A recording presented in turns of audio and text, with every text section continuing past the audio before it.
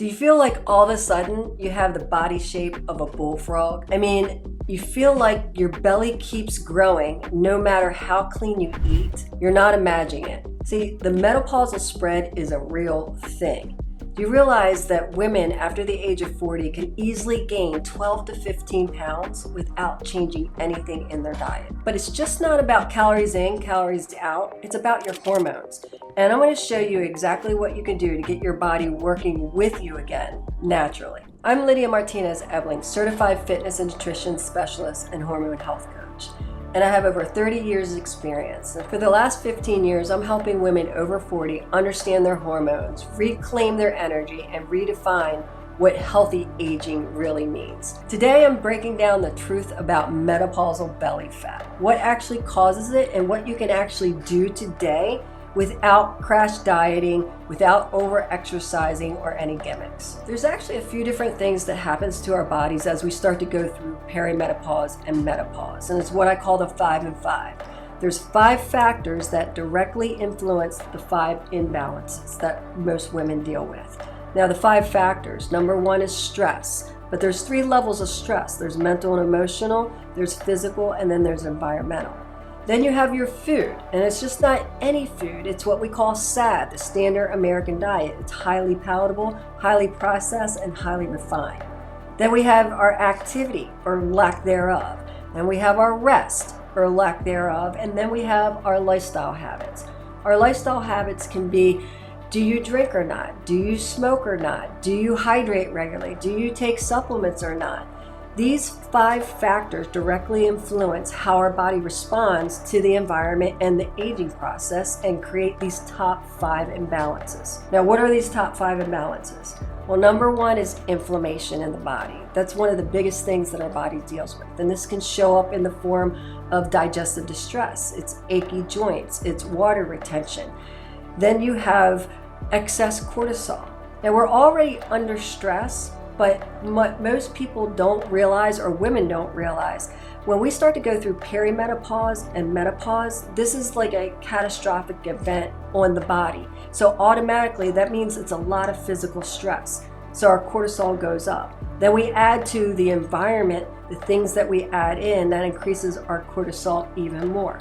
When we have excess cortisol, what do? We have more belly fat, but we also have all over body fat, and it also breaks down our immune system. Then we have excess insulin. Excess insulin is a fat packer. Insulin can either be your fat burning friend or your fat burning foe. But as we start to go through that inevitable hormonal decline in the 5 factors, our insulin resistance actually goes up. I think the stats show that 95% of women over 40 are dealing with some type of insulin resistance. So that means even more fat in our belly and all over. Then we have a sluggish thyroid. When we're dealing with inflammation, we're dealing with excess cortisol, we're dealing with excess insulin, it actually taxes our thyroid.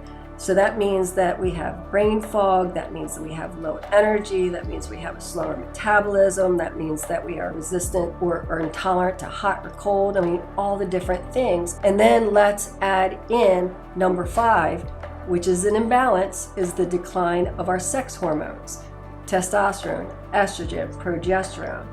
All of these things together create a recipe for menopausal belly pot, menopausal spread, and just where you're feeling saggy, flabby, and frustrated. This isn't about discipline, it's about biology. And once you start to understand that, you can actually get your body to work with you instead of against you. Restricting your calories. This is probably the first thing that women do, and it's the worst thing that you can actually do. When we have a new client come to us and she's struggling, well, she is probably perimenopause or menopausal, so that's going to be an issue. But what contributes to it is the fact that she has too low calories, but not only that, it's the ratio of calories that she's taking in, meaning her protein, her fat, and her carbohydrates, and then her hormones are not optimized. Fuel is really important for the energy that you bring to each day to help your body preserve muscle, build muscle, and produce hormones. But not only that, it's not just about the calories that you take in and the ratios, it's the amount and the timing. Over-exercising. Over-exercising, yes, exercising is really important. We need exercise, but it's still a stressor, and it's what we call hermetic stress. And when you get it in the right dose, in the right form, it's actually good for you. It helps your body balance and respond.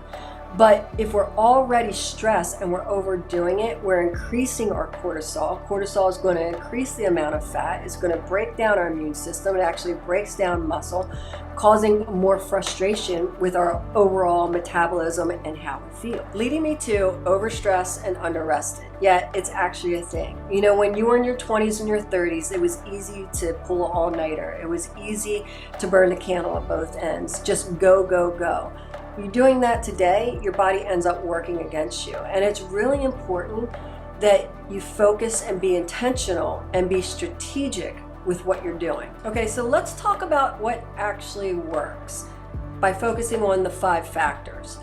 The first is the stress. And you have 3 levels of stress. You have the mental and emotional, you have the physical, and you have the environmental.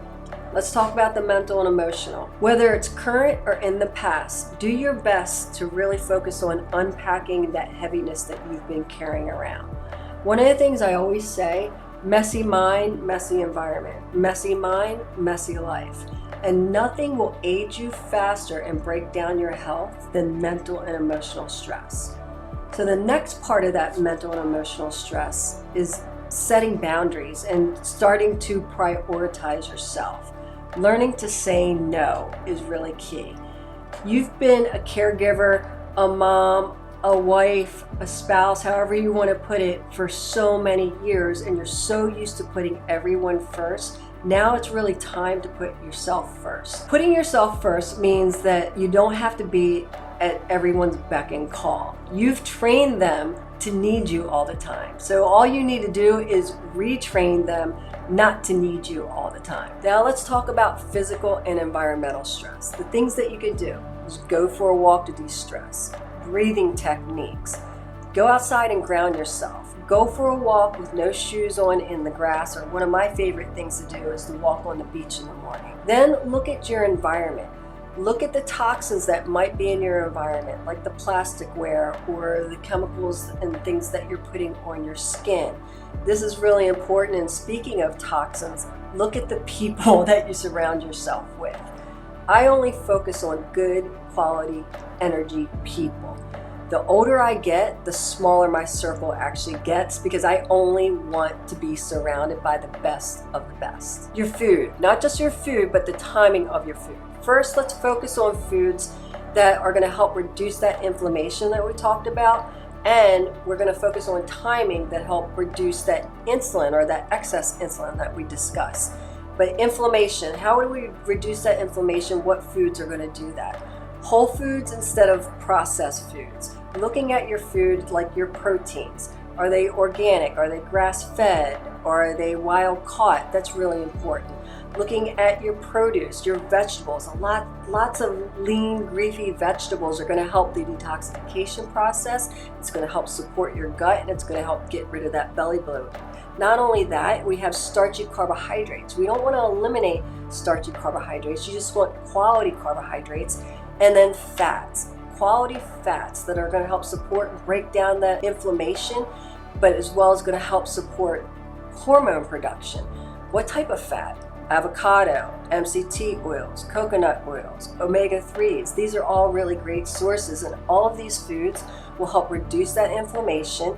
It's going to help support your gut, and it's going to help support your liver. Your liver is your number 1 fat burning organ, and when you support it, it will open up what we call the metabolic pathways, and your body can't help but reduce that fat. Now, next thing is the timing of that. We want to reduce that insulin. You're insulin resistant, and we want to become insulin sensitive. And the 2 things that you can do to support that or to become more insulin sensitive is number 1, fast. Now don't worry, you don't have to do these long, crazy fasts. 10 hours of fasting, not eating, is perfect. If you can go 12 hours, even better. If you can go 14 hours, great. You do 16, great. But it doesn't have to be excessive, but just allowing your body that 10-hour mark so your insulin will actually drop and your blood glucose will drop. That's actually what you want, because then your body is going to access your fat to burn calories versus storing fat. Then the timing of which you eat. So now we fast for 10 hours. What do we want to break our fast with? Focus on quality protein, focus on some good fat, and a little bit of vegetables. You don't want to do any starches for your first meal. This will help control the release of insulin and blood glucose in your system, so it'll be easier for your body to actually digest and burn fat. And then your starchy carbohydrates you can do with your other meals. Activity. Strength train 2 to 3 times a week. You don't need to do more than that, but you do want to go in to the gym or create your own gym where you're lifting heavy things and you're putting them down so you can build your strength and build your muscle. That's what you want to focus on. And then of course, moving daily. My personal goal is at least 15,000 steps a day. And you don't have to do that all at once. You can break it up no matter how you do it. It doesn't matter how you reach it. Just try to reach it. Then your rest. Do your best. Sleep, is golden. So do your best to get to bed before 11 p.m. Why is this important? Because this is where your adrenals actually reset between the time of 11 p.m. and 1 a.m. And remember, your adrenals are doing a lot of work when we start to go through perimenopause and menopause, so we need to give them all the support we can. Not only that, when you rest, quality rest of 7 to 8 hours, your body's detoxifying, your hormones are resetting, and you're actually rebuilding your metabolism by getting quality rest. Last is your lifestyle habits.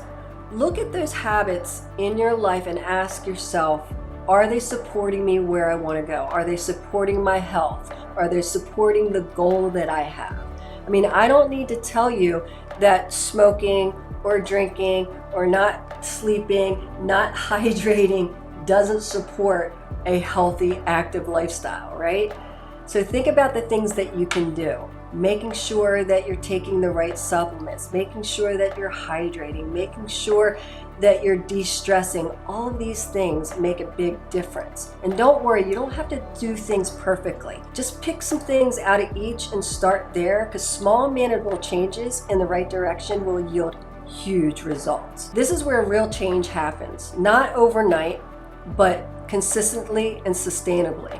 When you shift your habits to support your hormones, your body will respond. If this spoke to you, don't go it alone. Subscribe for more real health talk videos that meet you where you are. And if you're ready to go deeper, go ahead and grab my Hormone Reset 101 guide. The link is in the description. Remember, your body isn't betraying you, it's just trying to get your attention.